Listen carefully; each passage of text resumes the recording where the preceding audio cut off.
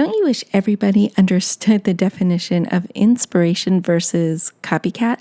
I know I do, and I know I've been ripped off many times in the past. In today's minicast, I'm going to share with you exactly how to handle that copycat so that they stop ripping you off. Episode 138 starts right now. Welcome to the Laura Shipman Show minicast, a special edition of my podcast where it's just you, me, my mic, your earphones, plus quick tips and hacks you can implement immediately to improve your life and your business. Are you ready to get started? I know I am. Let's dive in. Well, hey there, everybody. Welcome back to the minicast. And as you know, with the minicast, we just dive in, get the information, jump out so you can go ahead and execute. And that's exactly what we're going to do today. Chances are, if you're listening to me today, you are a content creator of some sort. So that means you are taking something that you've created and putting it out on the internet for all to see. And that can be anything. So you could be a photographer, you could be a graphic designer, you could be a podcaster, you could be a marketer putting out these amazing marketing pieces that people are just ripping off. And it is so frustrating that people don't respect your creative space. It's hurtful and frustrating because let's face it, you have spent years perfecting your craft, right? Then just to have somebody rip it off and use it as their own, it's just not cool. So in this little mini cast, I am going to share with you what I did to make it stop. So the first thing we need to do is understand the difference between inspiration and copying.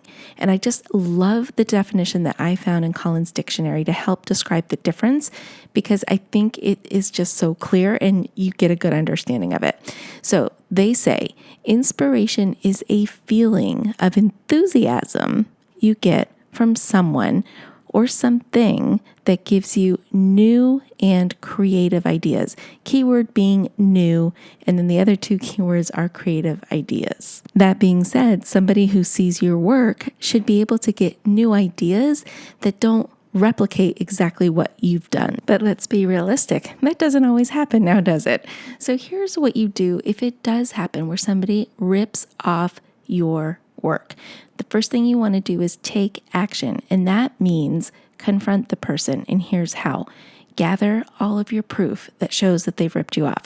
So that includes samples of your original works, the dates you launched the work, dates and samples of the items they've copied, and then have a conversation with them and ask them to retract and delete all the work that they've copied off of you. So just full disclosure here, this conversation is going to be super uncomfortable and it will probably get your palms sweating and your heart racing, especially if you're someone like me and who really doesn't like confrontation, but this conversation is necessary. And chances are, when you have that conversation the first time, the person will completely stop doing what they're doing, recognize what they're doing is wrong, and change their ways. And that's exactly what we want them to do. We want them to give you the respect that you deserve because this is your work and all the hours and the years that you've spent perfecting it.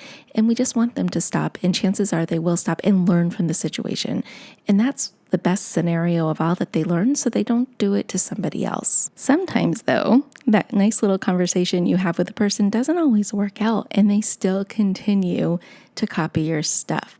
It's time at this point to take further action, further serious action, and really fight for your business. You have put a lot of blood, sweat, and tears in your business. It's time to fight for it. And I would follow up with a cease and desist letter. So this can either come from you or your lawyer, but I do recommend that you get legal counsel on this because you want to make sure it's done correctly. So some of the things that you can include in this letter is their name, a description of the infringement, and the amount of time they have to remove or retract your work before you seek further legal action.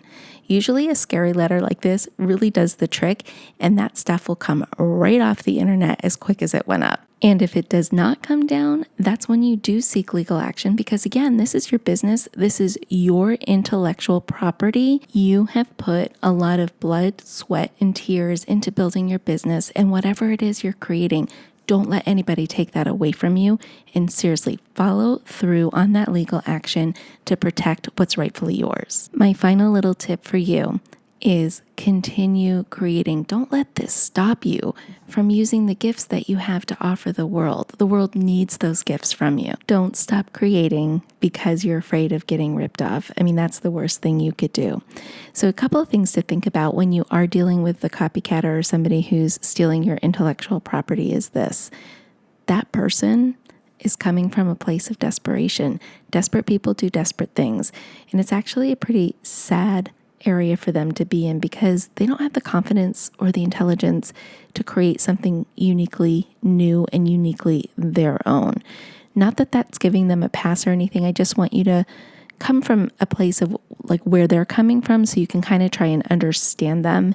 And maybe if you do understand where they're coming from, that conversation that you have at the beginning might be a little bit more impactful. And the other thing I want you to keep in mind is this.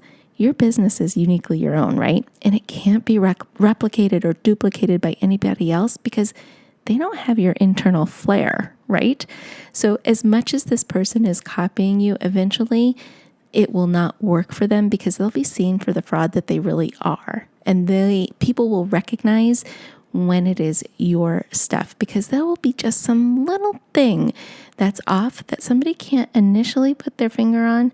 But after a while, if this fraud continues doing what they're doing, their cover will be blown and they'll probably move on to something else. But again, don't let that happen. Fight for your business first. Your business is depending on you to do that. Well, that's it for today's minicast. I'm so glad you are here with me today. But before you go, I have a favor to ask you.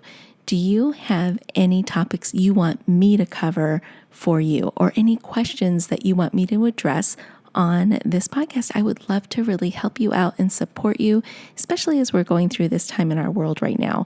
I think everybody needs the most support that they can possibly get, and I am willing to give it to you from a digital marketing and social media perspective. Just drop your ideas in the comment section or send me a DM on social media, an email, however it is you communicate with me. I would love to hear from you. All right, my friends, thank you so much for joining me today. Have a great rest of the week and stay social. Hey, before you go, I have a question for you. Are you loving the show? Let me know about it. Take a screenshot of the episode you are listening to and drop it in your social media posts or stories, or better yet, give this show a review on iTunes or your favorite podcast app, letting me know that you listened in. If you have a topic or a show idea, please don't be shy. I want to hear from you. Send me an email or a DM. I would love to hear your suggestions. All the links are in the show notes. Anyways, I just wanted to say thank you, as always, for tuning into the show today and every day you listen in.